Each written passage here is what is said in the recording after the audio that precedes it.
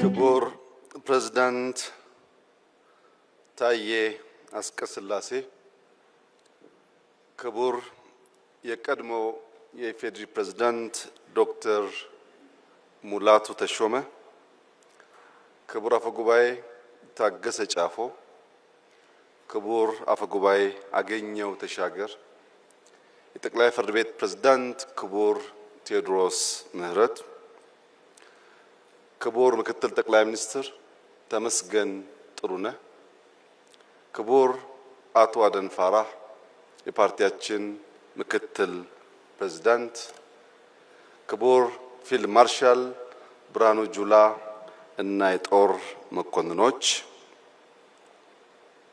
የተከበራችሁ የሁሉም ክልል ርዕሳነ መስተዳድሮች፣ ሚኒስትሮች፣ የሃይማኖት አባቶች፣ በዚህ ስፍራ የተገኛችሁ ተጋባዦች በሙሉ ከሁሉ አስቀድሜ 2017 በብዙ ድል፣ በብዙ መከናወን፣ በብዙ ስኬት ላሸጋገረን በጠራ ሐሳቤ ላይ መጪውን ጊዜ በተስፋ እንድንጓዝ ለረዳን ፈጣሪያችን ምስጋና እንዳቀርብ ይፈቀድልኝ። በብዙ የተረዳን፣ በብዙ የታገዝን፣ ብዙ መከናወን ያየን ሰዎች ከስኬት በኋላ በምስጋና የሚገባውን ለፈጣሪ መስጠት እጅግ አስፈላጊ ልምምድ ስለሆነ እንደኔ ያለ እድለኛ ሰው ደጋግሞ ፈጣሪውን ሲያመሰግን እናንተም ብትተባበሩት አይከፋም።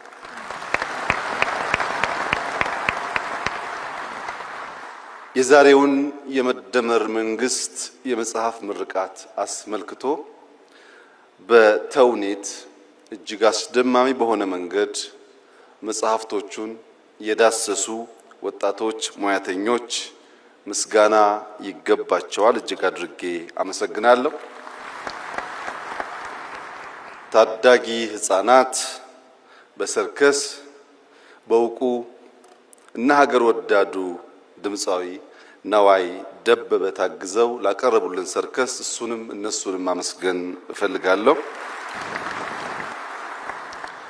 ዶክተር እዝራንም እንደዚሁ ማመስገን እፈልጋለሁ። ዶክተር ፍጹም፣ ዶክተር ዮሴፍ፣ አቶ ጌታቸው፣ አቶ ዘሪሁን እንዲሁም ዶክተር ዳኛቸው እጅግ አስደማሚ በሆነ መንገድ ስለ መጽሐፉ ያላቸውን ምልከታ በግልጽ ቋንቋ እና እጅግ አስተማሪ በሆነ መንገድ ማቅረብ ስለቻሉ በግሌ እጅግ የተደመምኩ መሆኔን እየገለጽኩ እነሱንም ማመስገን እፈልጋለሁ።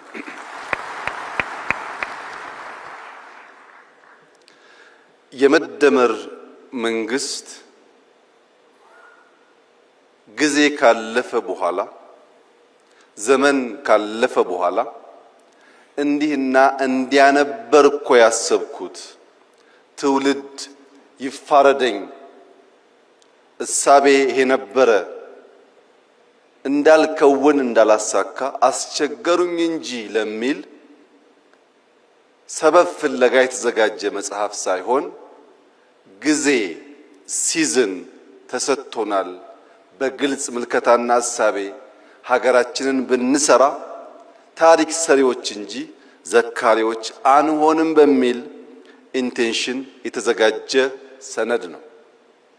ይህ እንደ ኢትዮጵያ ላሉ ማደግ መለወጥ ለሚፈልጉ ሀገራት በሙሉ እጅግ አስፈላጊው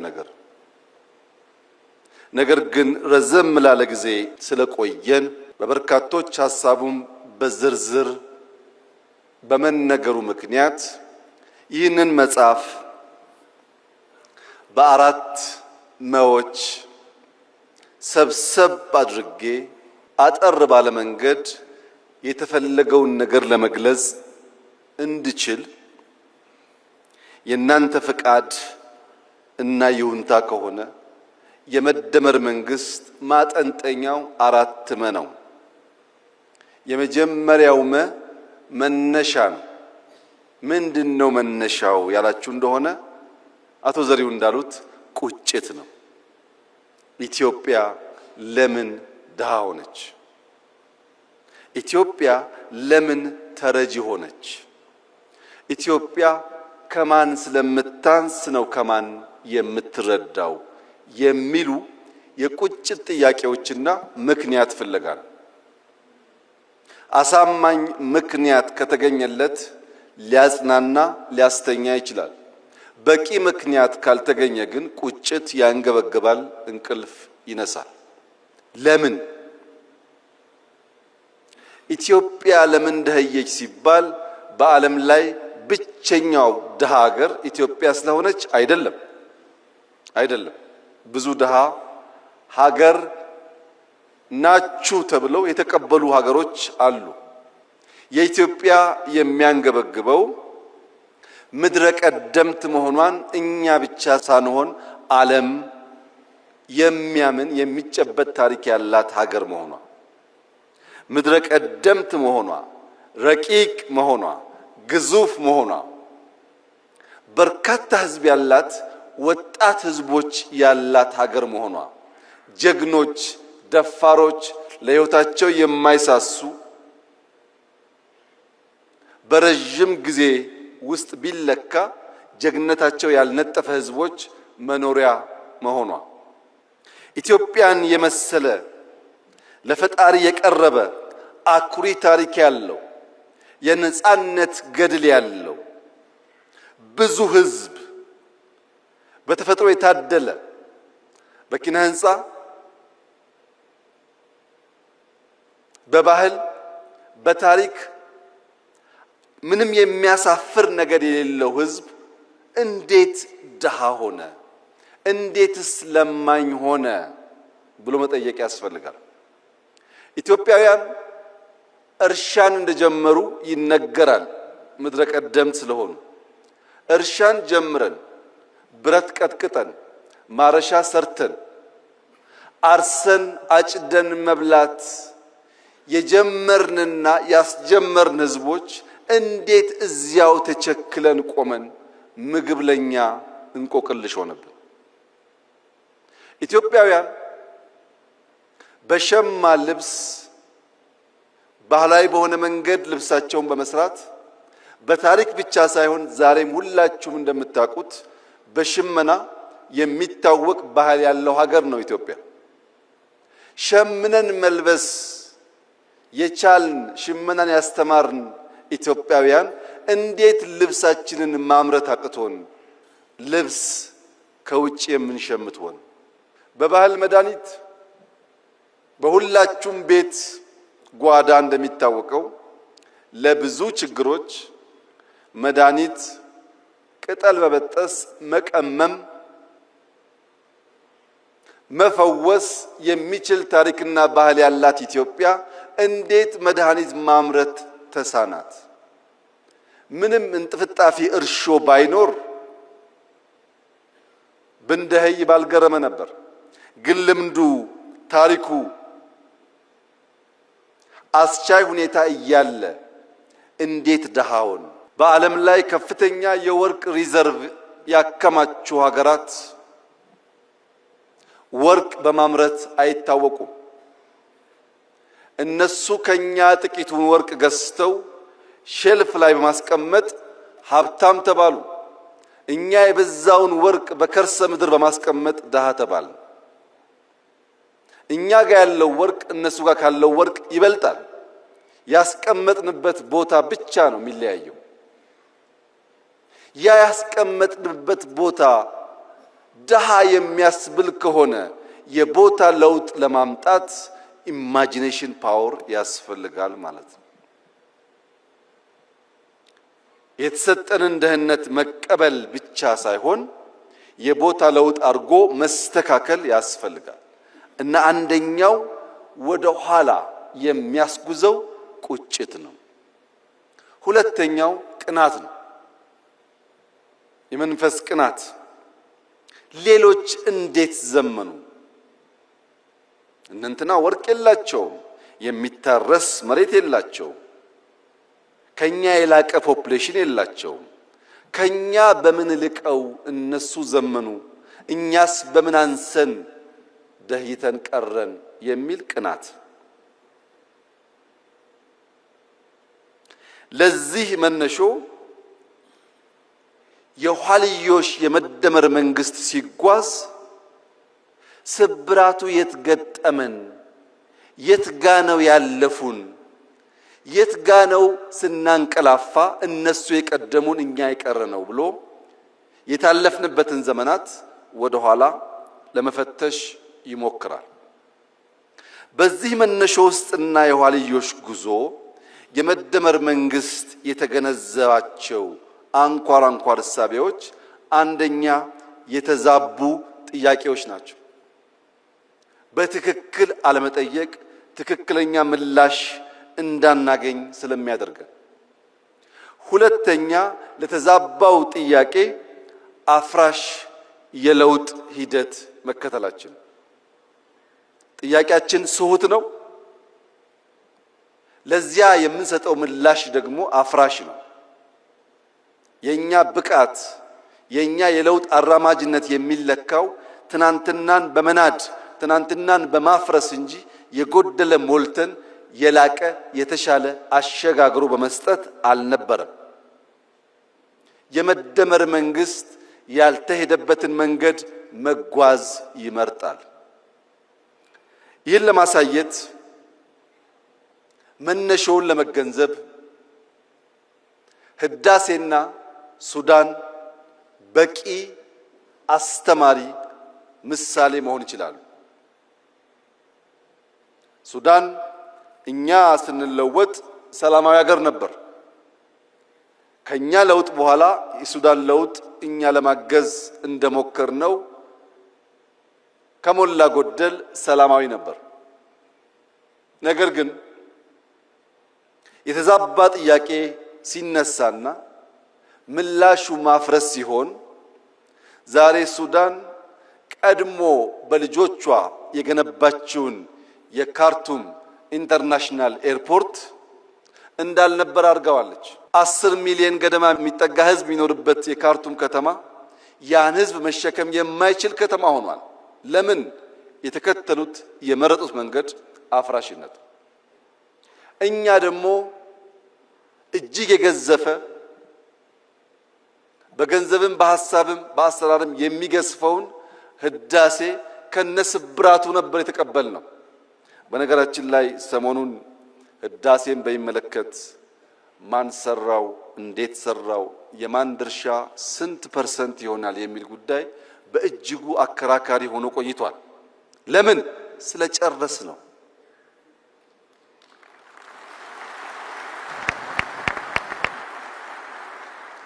ያለቀ ነገር ፍሬ ባለቤቱ ስለሚበዛ እንጂ አሳበን ብንተወው ኖሮ አይ እነንትና አበላሹት ይባላል እንጂ አንድም ሰው አይጠጋጋም ነበር። አሁንስ ተሳክቷል። ስኬት ባለቤቷ ብዙ ነው። ብዙዎች ይፈልጓታል፣ ይሻሙባታል። የመደመር መንግስት በእንዲህ ባለው ጊዜ የሚመርጠው መንገድ ተሳክቷል። የስኬት ባለቤት እናንተ ሁኑ ነው። ለስኬት ለመሻማት ጊዜ የለውም የመደመር መንግስት። ማሳካት ስለሆነ ግቡ። ሲያሳካም ብቻዬን ማሳካት እችላለሁ ብሎ መደመር አያምንም።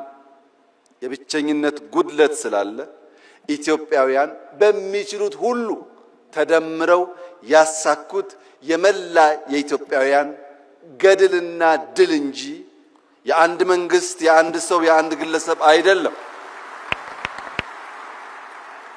ለዚህ ነው ሐውልቱ ላይ መላ ኢትዮጵያን በሚወክል መልኩ የብዙዎቹን ምስለ ቅርጽ የያዘ ሐውልት መገንባት ያስፈለገበት ምክንያት ህዳሴ የመላ ኢትዮጵያውያን ብቻ ሳይሆን የኢትዮጵያ ወዳጆችም ጭምር የኩራት ምንጭ ስለሆነ ሽሚያው የወለደው ድል ስለሆነ አሳክተን በድል ላይ መሻማት የተሻለ ስለሆነ አሳበን ከመተው የነበረውን ጭቅጭቅ ድምዳሜ እንዲያገኝ እኔ በግሌ ህዳሴን በሚመለከት ከመላው ኢትዮጵያውያን አንጻር የነበረኝ ሚና ኢሚንት እና በጣም ትንሹ ስለሆነ አትጨቃጨቁ፣ ድሉ የእናንተ ነው፣ ህዳሴ ግን የጋራችን ነው ማለት እወዳለሁ። አንደኛው የመጀመሪያው መነሻ ነው። ይሄንን የመደመር መንግስት የኋልዮሽ ተጉዞ ከዳሰሰ በኋላ መዳረሻውን ደግሞ ይተልማል። ድህነትን መጸየፍ ብቻ ሳይሆን ብልጽግናን ይመኛል። እዚህ ጋር ያለው ዋናው ቁልፍ ጉዳይ መዳረሻችን ላይ ምኞት ነው ወይስ ፍላጎት ነው ያለው? ባዶ ምኞት ከሆነ፣ ትጋት የሌለበት ምኞት ከሆነ፣ በንድፍ ያልታገዘ በተቋም ያልታገዘ ምኞት ከሆነ ምኞት ደግነቱ ቦግልም ነው። ዛሬ እንመኛለን፣ ነገ እንረሳለን። የመደመር መንግስት ከምኞት ይሻገራል፣ ፍላጎት ነው። በግልጽ ራዕይ የነጠረ መቼ ምን ብናሳካ የት ልንደርስ እንደምንችል የሚያመላክት የኢትዮጵያን ሁለንተናዊ ብልጽግና የሚፈልግ ብቻ ሳይሆን እንደሚቻል የሚያምን ነው። ይህ ፍላጎት የመፈጸም ብቃት እንዳለን ሳያረጋግጥ አይነሳም። በዚህ ጽሑፍ ላይ ቀደም ሲል ሪቪው ያደረጉ ወንድሞቼ እንዳነሱት ዕውቀት በሁለት መንገድ ሊገኝ ይችላል። አንደኛው በኢንፎርሜሽን በመስማት በማንበብ በመጠየቅ ዕውቀት ሊገኝ ይችላል። ሁለተኛው የዕውቀት ማግኛ መንገድ ግን የተግባር ልምምድ ነው። የዚህ መጽሐፍ ውጤት ከሰማነው ካነበብነው ብቻ ሳይሆን በተግባር ስንሞክር ካየነው ውጣ ውረድም ጭምር ስለሆነ ብዙዎች የሚማሩበት የሚያሳድጉት የበለጸገች ኢትዮጵያ ለማየት የሚተጉበት እንደሚሆን ጥርጥር የለውም። የመፈጸም ብቃታችንን በብዙ መንገድ አይተናል። የኛ መሻት የምትመስል ሀገር ሳይሆን የምትመሰል ሀገር መፍጠር ነው።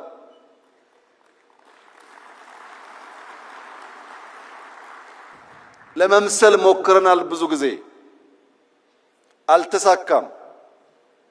አሁን በእኛ መልክ፣ በእኛ እሳቤ፣ በእኛ ባህል ልክ ተቀርጾ በምሳሌነት የሚወሰድ ሀገር መገንባት እንፈልጋለን።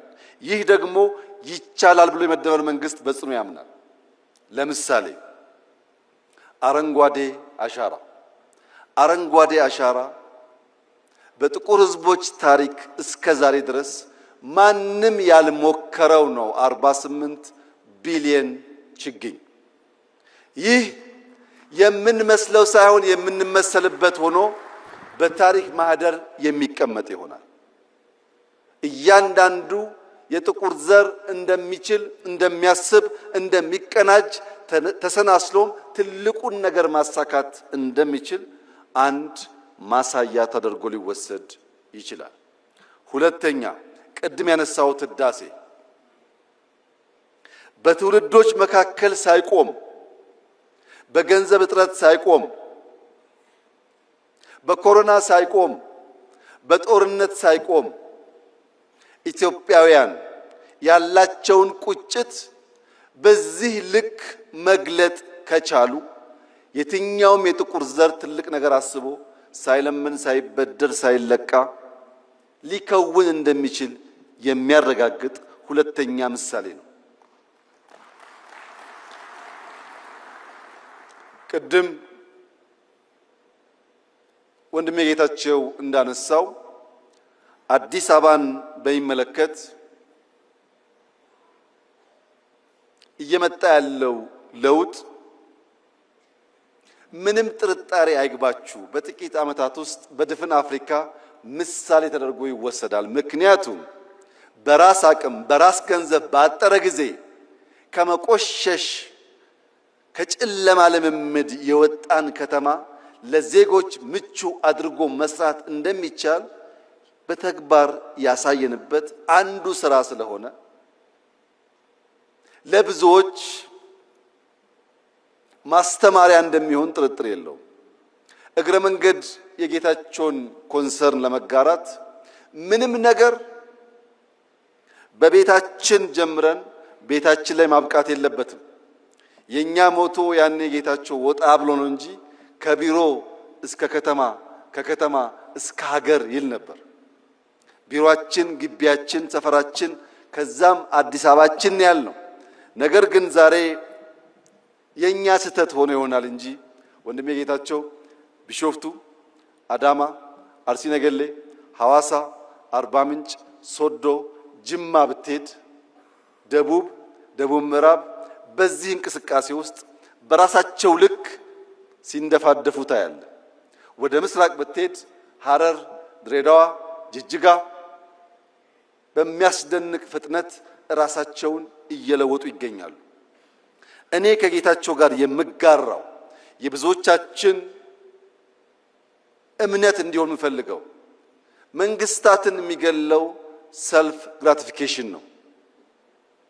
አዲስ አበባ ላይ 1% ለውጥ አመጣን ብለን እምንመጻደቅ ከሆነ አናድግም። እምናድገው በቁጭታችን ልክ ስንተጋ ነው። መልካም ጅማሮ ጀምረናል። ማንም ቢያምንም ባያምንም አስደናቂ ጅማሮ ጀምረናል። ግን ጅማሮ ነው። ጅማሮ ምን ይፈልጋል? ኮንቲኒቲ ይፈልጋል። ልክ እንደ መደመር ሳይቆራረጥ መከወን አለበት። ያንን ካደረግን ድፍን ኢትዮጵያ የውበት፣ የለውጥ፣ የዘመናዊነት ምሳሌ ተደርጋ መጠቀስ ትችላለች። ሌላው ሪቨርሳይድ ነው። ቅድም ዶክተር ዳኛቸው ከተፈጥሮ ጋር አያይዞ የኢትዮጵያን ወንዞች አጠቃቀምና ብልሽት ገልጿል። የአዲስ አበባ የሪቨርሳይድ ፕሮጀክት ወይም የአርባ ምንጭ የሪቨርሳይድ ፕሮጀክት ካለምንም ጥርጥር ለብዙ ሀገራት ምሳሌ መሆን ይችላል። እጅግ አኩሪ ጅማሮ ነው ያለው። ይህንን ጅማሮ በማስፋት ለመላው ጥቁር ሕዝብ ምሳሌ የሚሆን ስራ ለካ ይቻላል የሚል እሳቤ ማስተጋባት ከአዲስ አበባ ይቻላል። በስንዴ ላይ የነበረው ዘመቻና የተገኘው ውጤትም እንደዚሁ ሊገለጽ የሚችል ነው። ስለዚህ እኛ ኢትዮጵያውያን ከተደመርን በጋራ ለመስራት ከወሰን እንችላለን የሚለውን ነገር ለማየትና መዳረሻችን የሚያጓጓ ነው። አያስተኛም። የኢትዮጵያን ብልጽግና ማየት፣ የማትረዳ ኢትዮጵያን ማየት፣ ውብ ኢትዮጵያን ማየት እንቅልፍ የሚነሳ ጉዳይ ነው። ይህ ጉጉት፣ ይህ ፍላጎት በታሪክ ካየነው ስብራት ወደምንፈልገው ራዕይ ለመድረስ እንዲሁ በዝላይ ብቻ ሳይሆን መንገዱን በትክክል መቀየስ ይፈልጋል። ሶስተኛው መንገዱ ነው። እንዴት ብንጓዝ ነው ያን የሚያጓጓ ራዕይ ልናሳካ የምንችለው? አንደኛ ከውስጥ ወደ ውጭ በማየት ነው። የኢትዮጵያ ክርስትና፣ የኢትዮጵያ እስልምና ለዓለም የሚያስተምረው ትርፍ ዕውቀት ያለው እንጂ ከዓለም የሚናፍቅ ሊሆን አይችልም። ምክንያቱም ክርስትና ተጀምሮ በ30 ዓመቱ ገደማ ነው ኢትዮጵያ የገባው። እስልምና ተጀምሮ በተጀመረበት አገር ሳይስፋፋ ነው ኢትዮጵያ የገባው። 1000 ዓመት የደለበ ዕውቀት ያላት ኢትዮጵያ ለማስተማር እንጂ ከሌሎች ለመማር የምትጓጓ መሆን የለባትም። ከውስጥ ወደ ውጭ ማየት አለብን። ከውጭስ መማር አለብን። ያለፉን፣ የቀደሙን፣ የሰለጠኑ፣ የፈጠሩ ሀገራት አሉ። መማር አለብን። መቅዳት የለብንም። መማር ነው ያለብን። ከነሱ ስንማር የኛን መርምረን አሰናስለን ግልጥ ያለ ሐሳብ መያዝ ስንችል የአቅምና የአቋም ድማሮን ስንፈጥር ኢትዮጵያ ውስጥ የአቅምና የአቋም ድማሮ ከፈጠርን ተአምር መስራት እንችላለን። የአቅምና የአቋም ድማሮ ግን መፍጠር አስቸጋሪ ሆኖ ለሚታየን ዜጎች የዛሬው መድረክ በቂ አስተማሪ ይመስለኛል። አብይና ዘሪሁን፣ አብይና ጌታቸው፣ አብይና ፈላስፋው ዳኛቸው ስለ ሀገራቸው ጉዳይ በአንድ ቦታ የሚቀራረብ ቋንቋ መነጋገር የሚችሉ ከሆነ ከነዚህ ሰዎች የተለየ ክሪቲክ፣ ከነዚህ ሰዎች የተለየ ሐሳብ የሚያንሸራሽር እምብዛም የለም።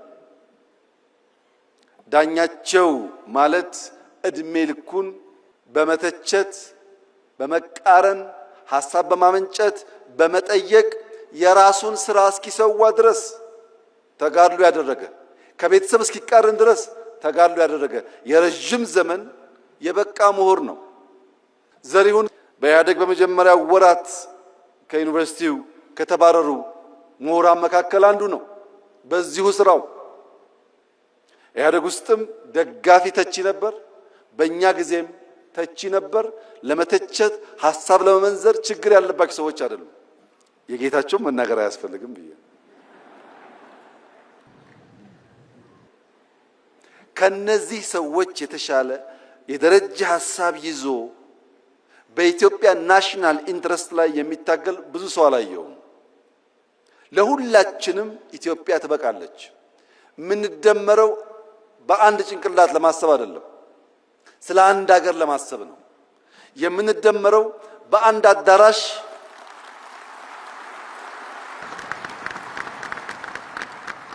አዳራሽ ተወያይተን በዚያው አዳራሽ ሐሳብ ለመቋጨት ብቻ አይደለም። ከአዳራሽ ውጪ የሚንሸራሸሩ ሐሳቦች ካሉ ለማድመጥ ዝግጁ በመሆን ጭምር ነው። የተከበራችሁ ታዳሚያን፣ በኢትዮጵያ ታሪክ እንደዚህ ዘመን ሁሉም ሰው ተናጋሪና ተንታኝ የሆነበት ዘመን አልነበረም። አንዳንዴ ለቀደሙት መንግስታት ሳስብ እንደ ዛሬ ፌስቡክ፣ እንደ ዛሬ ዩቱብ፣ እንደ ዛሬ ዝም ብሎ መናገር ቢቻል ኖሮ ምን ያደርጉ ነበር እያልኩ ፈራለሁ። ምክንያቱም 97 ዓመተ ምህረት እነ ፕሮፌሰር ብርሃኑ ነጋ እና ሌሎች ታዋቂ የኢትዮጵያ ፖለቲከኞች አዲስ አበባን በሚያምሱበት ዘመን አንድ ቲቪ ብቻ ነበረን፣ ኢቲቪ የሚባል። ፋና እንኳን ቲቪ አልነበረውም። ኢሳት አልነበረም። በአንድ ቲቪ ያን ያክል ከታመስንና ያን ያክል ከሞትን እንደ ዛሬ በመቶዎች የሚቆጠሩ ቲቪዎች ባሉበት ጊዜ ውስጥ ያ ትኩሳት ቢኖር መንግስታት ሾክ አብዘርቨር ኖሯቸው በትዕግስት ለማድመጥና ለማለፍ ካልቻሉ ኢትዮጵያ ውስጥ ምን ሊፈጠር እንደሚችል ሁላችሁ ማሰብ አይሳናችሁ። ሾክ አብዘርቨሩ በርከት ያሉ ሾኮችን የሚሸከምበት ዋናው ምክንያት የሚያጓጓ ራዕይ ስላለን እልህ፣ ወኔ፣ ቁጣ ጠፍቶ ሳይሆን ያ የሚያጓጓው የብልጽግና ራዕይ ግድ የለም እኛ ስንረገጥ ነገር እንዳያልፈን በትዕግስት አብዞርብ እያደረግን ብንሻገር ይሻላል የሚል ምርጫ ስለወሰድን ፕሮፌሰር ብርሃኑ ነጋ፣ አቶ ጌታቸው ረዳ፣ አቶ መላኩ አለበል እና ሌሎች ባለስልጣናት በጋራ ሆነው የኢትዮጵያን መንግስት የሚመሩ ከሆነ የኢትዮጵያ መንግስትም ሐሳብ እና ብቃት ካላቸው ለመቀበል ዝግጁ ከሆነ ቢያንስ በመጽሐፍና በንግግር እንጨቃጨቅ ይሆናል እንጂ የሚያደባድብ የሚያጋድል ምክንያት የለም ማለት ነው። ስለዚህ መንገዱ በተቻለ መጠን ኢትዮጵያውያንን በጋራ ራዕይ ላይ መሰብሰብ ያስፈልጋል ብሎ ያምናል። ኢትዮጵያውያን በጋራ ራዕይ ከተሰባሰቡ በኋላ ስብራት ለይተን መፍትሄ ማበጀት ደግሞ ያስፈልጋል። የኢትዮጵያ የእድገት ጉዞ ስብራት፣ የኢትዮጵያ ፖለቲካል ችግር ስብራት ዋነኛው ጉዳይ የጥላቶቻችን አጀንዳ ነው። ይሄም መለያየት ነው። ዘር፣ ሃይማኖት፣ ጾታ፣ ሰፈር፣ መንደር እየተባለ መለየት ነው። ለዚህ መፈወሻ መድኃኒት ደግሞ መደመር ብቻ ነው። እኛ መደመር ስንል ጠላቶቻችን ይደነግጣሉ። ምክንያቱም ስንደመር እንዴት ያለ ታሪክ እንደምንሰራ በጥንት ዘመን የኢትዮጵያ ታሪክ ስለሚታወቅ ኢትዮጵያውያን ትግሬ፣ ኦሮሞ፣ አማራ፣ ጉራጌ፣ ወላይታ፣ ሲዳማ ባንባባል ያ ቢከበር በጋራ መቆም ብንችል መፍጠር እንችላለን። በአስፈላጊ ቦታ ደግሞ መዝለል እንችላለን። መከተል ሳይሆን መዝለል እንችላለን። ከተቀባይነት ተከታይነት መላቀቅ እንችላለን። ሐሳብ ተቀብለን፣ ገንዘብ ተቀብለን፣ ሚሽን ተቀብለን ኢትዮጵያ ላይ መለማመድ ተገቢ አይመስለኝም። የብዙዎች ችግር ፊዚካሊ አልተገዛንም ብንልም ቨርቹዋሊ በብዙ የቆሸሹ ሐሳቦች የተገዛ ስብስብ ያለበት ሀገር ነው ኢትዮጵያ። የሰውን ሐሳብ ከናሽናል ኢንተረስት አንጻር መመዘን ከተቸገርን እዚያ ማዶ የምንሰማው ሁሉ ትክክል ከሆነ ለመመርመር ማንዘጋጅ ከሆነ የኢትዮጵያን ብልጽግና ማረጋገጥ እንቸገራለን። ስለሆነም መደመር አለብን። የምንደመረው መከፋፈል የኛ የኢትዮጵያውያን ሐሳብ ሳይሆን ኢምፖዝ የተደረገ ቶት ስለሆነ ያለ መከላከል እንደመራለን። ሌላው በጉዟችን ማየት ያለብን ነገር የስነ ልቦና ስብራት ነው። ተሰብረናል፣ አንችልም ባዮች ነን። ይሄ ነገር አዲስ አበባ ነው፣ ይሄ ነገር ኢትዮጵያ ነው። የአዲስ አበባን ኮሪደር ዲዛይን ያደረገላችሁ ማን ነው? ገንዘቡስ ከየት መጣ? ማን ነው ኮንትራክተሩ? ለምን ኢትዮጵያውያን አንችልም ብለን ተቀብለናል። አንችልም ስላል ባለቤት ይፈለግለታል። ጥሩ ነገር ከታየ የኛ አይደለም የሌላ ሰው ነው። ይሄ የስነ ልቦና ስብራት ከላይ እስከ ታች ነው ያለው። ወንድምና እህቶቼ እንችላለን። የምንችለው በጠራ ሐሳቤ ከግል ፍላጎት ባሻገር ለወል መሻት የምንተጋ ከሆነ ነው። እንኳን ዛሬ በ21ኛው ክፍለ ዘመን የዛሬ 155 ዓመት ገደማ ህልም ያላቸው ሰዎች በምዕራብና በምስራቅ መካከል ያለን ጋሬጣ፣ ያለን ተራራ፣ ያለን መሰናክል አፍርሰው ድልድይ ለማድረግ ወሰኑ። በምዕራብና በምስራቅ መካከል የሚደረገውን የንግድ ጉዞ በ8900 ኪሎ ሜትር ለመቀነስ ስዊዝ ካናል የሚባል ተራራ፣ ስዊዝ ካናል የሚባል ግድግዳ ማፍረስ ወሰኑ። ስዊዝ ካናል 193 ገደማ ኪሎ ሜትር ነው። ያን ሲወስኑ እንደዛሬ በቂ ማሽን አልነበረም። እንደዛሬ የሚመች የኮንስትራክሽን አቅም አልነበረም። ብዙዎች ሞተዋል ያን ለማሳካት። ሲያልቅ ግን 8900 ኪሎ ሜትር የ10 ቀን ጉዞ በምዕራብና በምስራቅ የዓለማችን ክፍል አሳጥሯል። ለምን? ንግድ ወሳኝ ነው። ለንግድ የሚመች መንገድም ወሳኝ ነው። በኢትዮጵያና በህንድ መካከል ድልድይ እንጂ ዳገት አልነበረም በታሪካችን። ለዚህም ባህላችን፣ በርካታ ነገሮቻችን ይተሳሰራሉ። ዛሬ የኛ የሆነውን ቀይ ባህር መልሶ ለመጠየቅ የሚሰጋ የሚጠራጠር ትውልድ መፈጠሩ የስነ ልቦና ስብራት አካል ነው። አንችልም ብሎ ነው የሚያስበው። እኔ ላረጋግጥላችሁ እወዳለሁ፣ ኢትዮጵያ ትችላለች። የዛሬ 155 ዓመት ስዊዝ ካናል በጀግኖች ልጆቻቸው መስዋዕትነት ያሳኩ ሰዎች ዛሬ እፎይ ብለው በዓመት በትንሹ 10 ቢሊዮን ዶላር ላፍ ያደርጋሉ። ስዊዝ ካናል ሲሰራ እዚህ ኢትዮጵያ ውስጥ ወይም ደቡብ አፍሪካ ወይም ናይጄሪያ የሞቱ ሰዎች ነበሩ። ሰው ይወለዳል፣ ይሞታል፣ ግን ታሪክ የላቸው። ስዊዝ ካናል ሲሰራ እየሰሩ በሐሩር ምክንያት፣ በምግብ እጥረት ምክንያት፣ በመድኃኒት እጥረት ምክንያት የሞቱ ሰዎች ግን ዛሬም ታሪካቸው ሕያው ነው። ከእኔና ከእናንተ መካከል የማይሞት ኢተርናል ላይፍ የሚጎናጸፍ አንድ ሰው የለም። እኔም እናንተም ሟቾች ነን። የማይሞት ታሪክ ሰርቶ የሞተ ሰው ለዘላለም ስሙ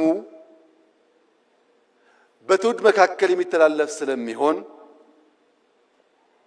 ኢትዮጵያን የሚያክል ሀገር ኢንካፕሱሌትድ ሆና ለልጆቻችን መሸጋገር አለበት ብሎ ማመን ተገቢ ሐሳብ አይደለም።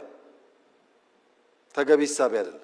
ይሄን ለማሳካት ውጊያ፣ ግጭት ያስፈልጋል ብለን አናምንም። ለዚህም ነው ለ5 ዓመታት ስንለማመጥ የነበረው። አሁንም በሰላም በዓለም ሕግ መሰረት ኢትዮጵያን ከዘጋት በርና ድሃ ካስባላት መጠሪያዋ መገላገል አለባት ብለን ስለምናምን በየትኛው መድረክ ከኢትዮጵያ ጋር በሰላማዊ መንገድ ለመነጋገር የሚፈቅድ አካል ካለ እጃችን ከምን ጊዜውም በላይ የተዘረጋ ነው። ነገር ግን ኢትዮጵያ የጂኦግራፊ እስረኛ ሆኗ ለዘላለም ትኖራለች ብሎ የሚያስብ ኢትዮጵያዊ ካለ እርሱ የሞተ ነው። ሰላም ታስቀድማለች፣ ደህንነትን ትፋለማለች፣ መውጫ መግቢያ በሯን ታበጃለች። ይህ አይቀሬ ጉዳይ መሆኑን ተገንዝበው ወንድም እህቶቻችን በፈጠነ ጊዜ ለድርድር ራሳቸውን ዝግጁ እንዲያደርጉ ማድረግ ነው። ይሄ መንገድ የአቅምና የአቋም ድማሮ ስለሚያመጣ የአቅምና የአቋም ድማሮ ሲፈጠር ደግሞ የኔ ህልም ፓርላማው ለምስራቅ አፍሪካ ወንድሞቻችን ይሄን ያክል ቢሊዮን ይበቃል፣ ይሄን ያክል አይበቃም ብሎ በጀት ላይ መከራከር የሚጀምርበትን ጊዜ ማየት ፈልጋለሁ። ኢትዮጵያ ማገዝ አለባት። ልክ ሌሎች እኛን ለማገዝ ተከራክረው እንደሚወስኑት እኛም ወንድሞቻችንን ለማገዝ በግልጽ ህግና ስርዓት ተከትለን ተወያይተን ገንዘብ አሎኬት አድርገን ወንድሞቻችን የምናገዝ መሆን አለብን። ያ እንዲሆን ደግሞ አራተኛው ማ ያስፈልጋል። መንግስት ማለት በዓለም ላይ ከተፈጠሩ ነገሮች ሁሉ የሚበልጠው ትልቁ ፈጠራ ማለት ነው። ኒውክሌር ሳይንስ አይደለም፣ ስፔስ ሳይንስ አይደለም፣ አርቲፊሻል ኢንተለጀንስ አይደለም። ትልቁ ፈጠራ መንግስትን መፍጠር ነው። አልበርት አንስታይን ኢዝ ኢኳል ቱ ኤምሲ ስኩዌር ያለውን ቀመር መንግስት አልቦ በሆነ ሁኔታ ውስጥ ቢቀምረው ታቅፎት ይቀር ነበር። ያን ፈጠራ ያን ህልም እውን ያደረገው መንግስት ነው። ማንኛውም ፈጠራ መንግስት ባልጠነከረበት ሁኔታ ይመክናል። ይህ መንግስት ከፈጠራው ሁሉ ለየት የሚያደርገው ምንድነው ያላችሁኝ እንደሆነ የአፈጣጠር መነሾው ነው። ተፈጥሯዊ ስለሆነ ነው። ቤተሰብ ከሚባል እጅግ መሰረታዊ ተቋም አድጎ በርከት ያሉ ማህበረሰቦችን የሚያቅፍ የተገለጠ ራዕይ ያለው ሃይራርኪ ያለው የጋራ ህልም ያለው ለጋራ ኮዝ በጋራ የሚሰራ ተቋም የሰው ልጅ መፍጠር በመቻሉ ነው ሰርቫይቭ ማድረግ የቻለውም እንጂ ግማሹ የዓለም ዜጋ የአውሬ ራት ሆኖ ሊቀር ይችል ነበር። መንግስት ወሳኝ የሚሆንበት ዋናው ምክንያት ዛሬ ላይ ቆሞ ነገን መስራት በመቻሉ ነው። ያለነው ዛሬ ነው።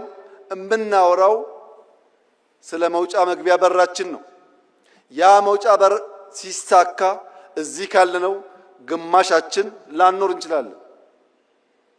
ነገር ግን ልጆቻችን በተዘጋ ሀገር ውስጥ የሚኖሩ ደሃና ለማኞች ሳይሆኑ የታሪክ ሰሪ ልጆች ሆነው ልማታቸውን አፋጥነው ወንድም ህዝቦች የሚደግፉ ይሆናሉ። ነገን ዛሬ ላይ ማየት መስራት ለሚለው ቀለል ባለ መንገድ ለመገንዘብ ኢትዮጵያውያን የአፍሪካ እግር ኳስ ጨዋታ በመጣ ቁጥር ያዝናሉ፣ ይተክዛሉ፣ ይተቻሉ። ለምን? የኢትዮጵያ ብሔራዊ ቡድን በእንደዚያ ባለው መድረክ ልክ እንደ ሩጫው ስመጥር ስራ ሲሰራ ስለማያዩ። ዛሬ በእርግጠኝነት ብነግራችሁ የዛሬ 10 ዓመት ቢበዛ የዛሬ 10 ዓመት የኢትዮጵያ ብሔራዊ ቡድን በአፍሪካ ውስጥ አስደናቂ ስራ ሰርቶ እኛም እንደሌሎቹ የምንተክዝ ሳንሆን በአፍሪካ መድረክ በዓለም መድረክ በልጆቻችን የተካነ ብቃት የምንኮራበት ጊዜ ይመጣል። ይሄ ምኞት አይደለም፣ በስራ የተገለጠ ነው። አዲስ አበባ ላይ ከ100 በላይ ጥቃቅን ስታዲየሞች ገንብተናል። በየሰፈሩ እንደምታዩት። ለምን? እሱን ሳትሰራ ቴሌቪዥን እያየ ብትቆጭ ከቁጭት ባሻገር ውጤት ልታያትችልም። ፋውንዴሽኑን ብትሰራ ግን ነገ ለውጥ ይመጣል። ለዚህ ነው መንግስት ዛሬ ላይ ሆኖ ነገን የሚተልመው። የዛሬ 2 ዓመት 3 ዓመት ባይደርስልኝ 5 6 7 10 ዓመት ላይ ኢትዮጵያ ጠንካራ ቲም እንዲኖራት ዛሬ ኢንቨስት ማድረግ አለብኝ ብሎ መንግስት ይሰራል። ይሄ አንዱ ማሳያ ነው። ሁለተኛው ማሳያ የትምህርት ጥራት ነው። የኢዜማው ሊቀመንበር የሚመራው የትምህርት ሚኒስቴር የትምህርት ጥራት ማረጋገጥ አለብን ብለን ሮድማፕ አውጥተን ከወሰን በኋላ በመጀመሪያው ዓመት በሁለተኛው ዓመት የነበረውን ጩኸት ታውቃላችሁ። በዚህኛው ዓመት ለውጥ መጥቷል። በሚቀጥሉት 2-3 ዓመታት የምንፈልግበት ስንደርስ 15% ገደማ በየትኛውም የትምህርት ገበታ ሊወዳደሩ የሚችሉ ብቃት ያላቸው ኢትዮጵያውያን ከፈጠር ቅድም ያልነውን ብልጽግና በምኞት ብቻ ሳይሆን በግልጽ መንገድ እንከውነዋለን ማለት ነው።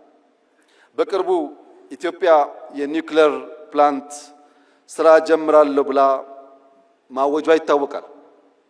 አንዳንዶች ከኢነርጂ ጋር ብቻ አገናኝተው አይተውታል። እዚህ ያላችሁ ሰዎች መገንዘብ ያለባችሁ በኒውክሌር ቴክኖሎጂ ላይ ኢትዮጵያ መስራት ስትጀምር የሕክምና ሳይንስ ያድጋል፣ ፕሪሲሽን ፋርሚንግ ያድጋል፣ የውሃ አጠቃቀም ያድጋል።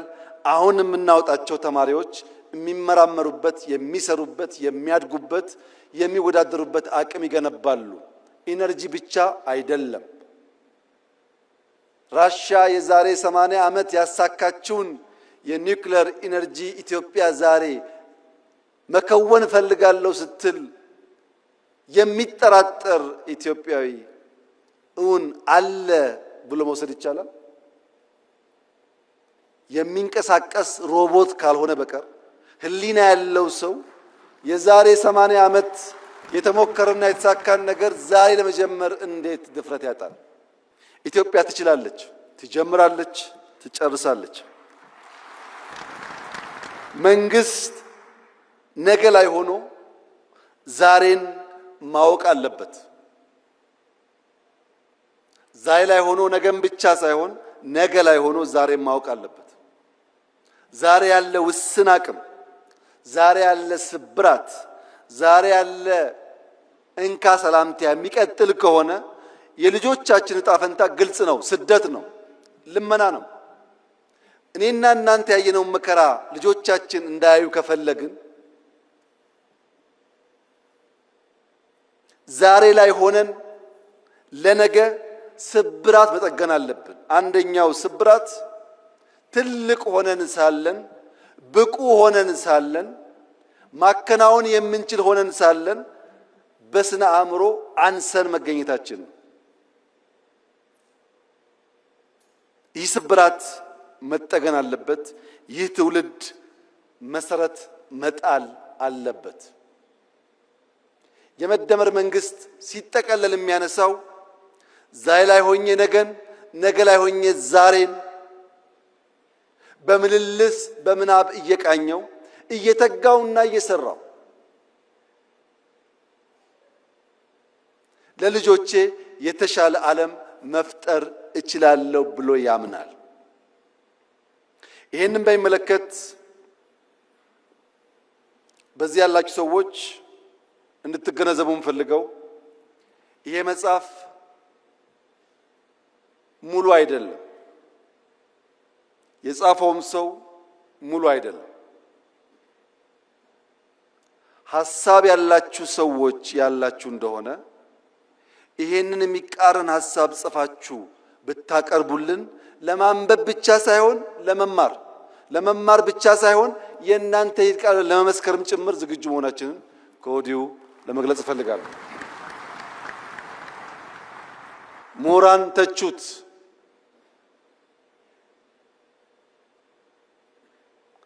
በተቃረነ መንገድ ሐሳብ ማፍለቅ የሚችሉ ሰዎችም አፍልቁ። ነገር ግን ሐሳብ አልቦ በሆነ መንገድ እንዴትና መቼ ተጻፈ ብላችሁ የምትቸገሩ ሰዎች ቢያንስ ያልነውን እንደምንፈጽም፣ የጀመርነውን እንደምንጨርስ፣ የምንናገረውን እንደምንጽፍ፣ የምንጽፈው እንደምንኖር ኢትዮጵያውያን ስለሚገነዘቡ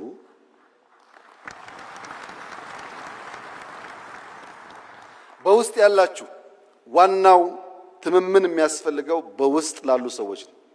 በውስጥ ያላችሁ ሰዎች ላለፉት 2 ዓመታት ምን አይነት መንግስት ነው የሚያስፈልገው የሚለውን በስልጠናዎቻችን ላይ ስንወያይበት ስንመክርበት የቆየነው ሐሳብ ስለሆነ ስታነቡት ግልጥ ብሎ የመደመር መንግስት ያ የመከርንበት የሰለጠንበት የተወያየንበት ጉዳይ ለእኔና ለእናንተ ብቻ ሳይሆን ውጭ ላለውም ዓለም የተዘጋጀ መሆኑ በደንብ ይገለጥላችኋል። 2019 ዳቮስ በሄድኩበት ጊዜ ፍሪሊዮን የሚል ተውት እንዳየው ነግሬያችሁ ነበር። ተደጋጋሚ ስልጠናን ተሰጥቶበታል። ያን በሚመለከት ጅማሮ ስራዎች አሉ። ምናልባት የመጨረሻው የመደመር መጽሐፍ ሊሆን ይችላል። ያም ርዕሱ ከወዲሁ እንድታውቁት የመደመር ስሌት በፍሪሊዮን ነው የሚለው።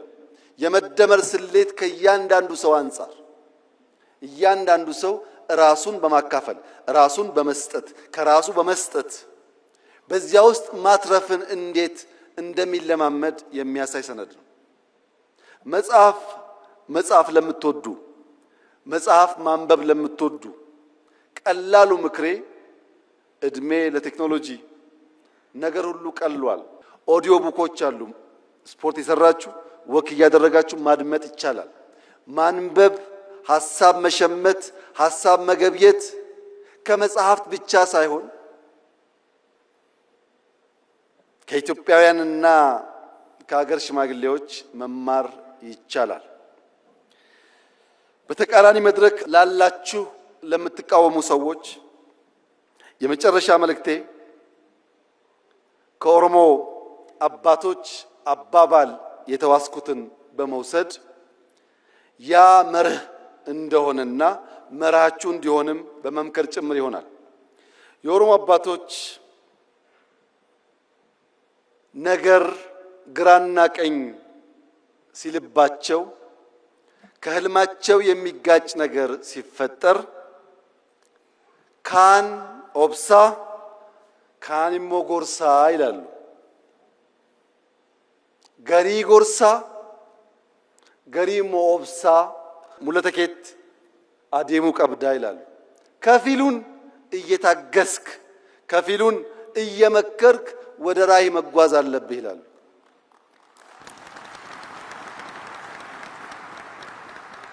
ካን ጎርሳ ካን ኦብሳ ለኔም ለእናንተም ይሰራል። ህልም ካላችሁ ወደ ህልማችሁ መዘርጋት የምትፈልጉ ከሆነ ካን ኦብሳ ካን ጎርሳ፣ ጉዞ ግን ወደፊት መሆን አለበት። እጅግ አድርጌ አመሰግናለሁ።